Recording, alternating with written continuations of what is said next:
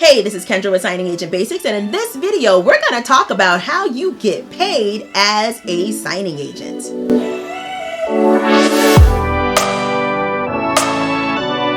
Being a signing agent has a lot of great benefits, including job security, the ability to work from home and have a flexible schedule, the ability to take time off for yourself or your family whenever you want without having to ask a boss for permission, and a better work-life balance, just to name a few. And while all of these reasons are great, the main reason why just about all of us work is to make money.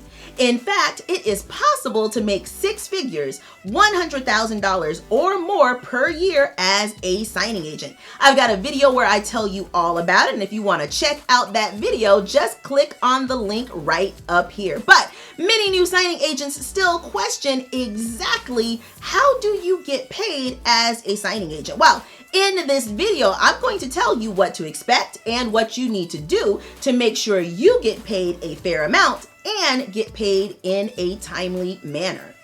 Now, as I've stated before, being a signing agent is essentially running your own business, not a job.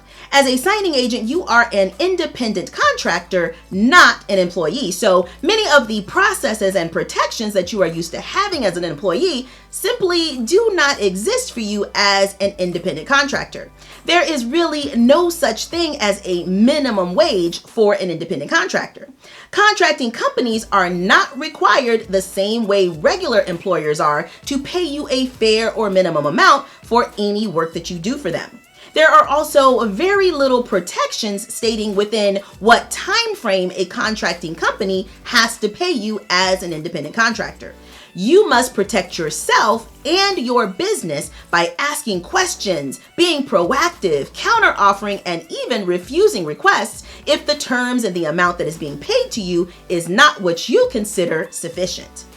But before I go any further, new signing agents, is getting paid one of the things that you have questions about? If so, do me a favor and give this video a thumbs up right now. Also, veteran signing agents, do you have any tips or tricks about how to get paid a fair amount and how to keep track of payments that are owed to you? If so, go down into the comment section right now and let me know. Now, the first thing you will need to know when it comes to payment is how much the contracting company is agreeing to pay you for an assignment. This amount is usually, but not always, listed in the initial request that you will receive.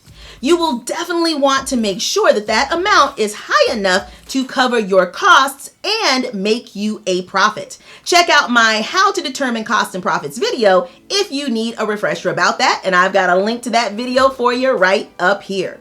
If the amount that is initially quoted to you by a contracting company is lower than the amount that you require, then you can always reject their initial request and give a counter offer amount instead. However, just like you are not required to accept their initial offer, the contracting company is not required to accept your counter offer. But whether you agree to the contracting company's initial offer or you and the contracting company agree to a counter offered amount, get the amount that you are to be paid on the assignment in writing. If you don't get that information in writing, at the end of the day, you may or may not get paid what you expect.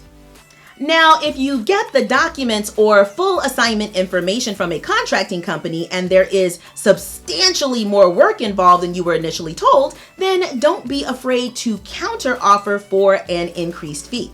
Some examples of times that you might choose to counter offer is if you get the loan package and it has an exceptionally large page count, or if the signing location is much further away than you were originally told, or if you see anything else that you believe will cause you to have to put in substantially more time or effort to complete the assignment. Now, you are not required to counteroffer. However, if you do decide that you require higher payment to complete the assignment, once you have complete information about the assignment, contact the contracting company immediately to discuss this. Tell them the additional payment amount that you require and explain to them why. The contracting company is not required to accept your counteroffer, so they may decide to remove you from the order and reassign it to another signing agent who will accept the lower amount. However, if the contracting company does accept your counteroffer, make sure that you get that acceptance again in writing. If it isn't in writing, getting an increase after the signing is done may be difficult, if not impossible. Another thing you'll need to know when you accept an assignment is the contracting company's payment terms. Some companies pay within 30 calendar days. Some companies pay within 30 business days. Some companies pay on a particular day of the month on the month or two following the completed assignment. Some companies pay within 45, 60, 90 days or more. Also, make sure that you are aware of how the contracting company will pay you. Some companies pay with a mailed check. Some companies pay with an e-check that is emailed to you that you print out and submit to your bank. Some companies pay by direct deposit, and some companies pay via another payment method such as PayPal. Some companies require that you submit an invoice to receive payment, and some require that you fill out a completion report online. Each contracting company has its own payment terms and payment request processes. Never assume that you will get paid within a particular time frame or in a particular way.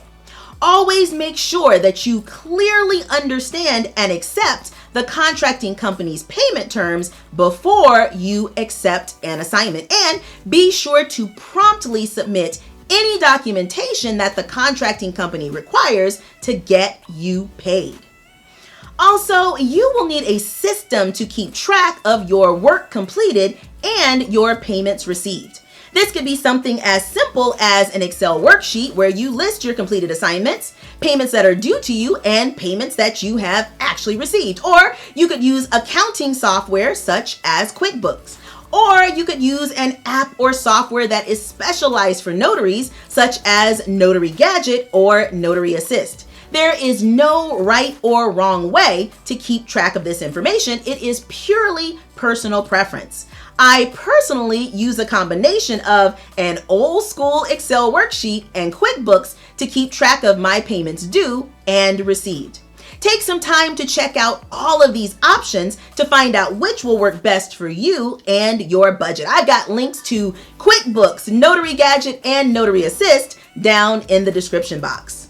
Last, while it is not the norm, non-payment by a contracting company for services that you have already provided does sometimes happen. However, there are things that you can do to avoid companies that do not pay, and there are things that you can do if you get stiffed by a contracting company for services that you already provided.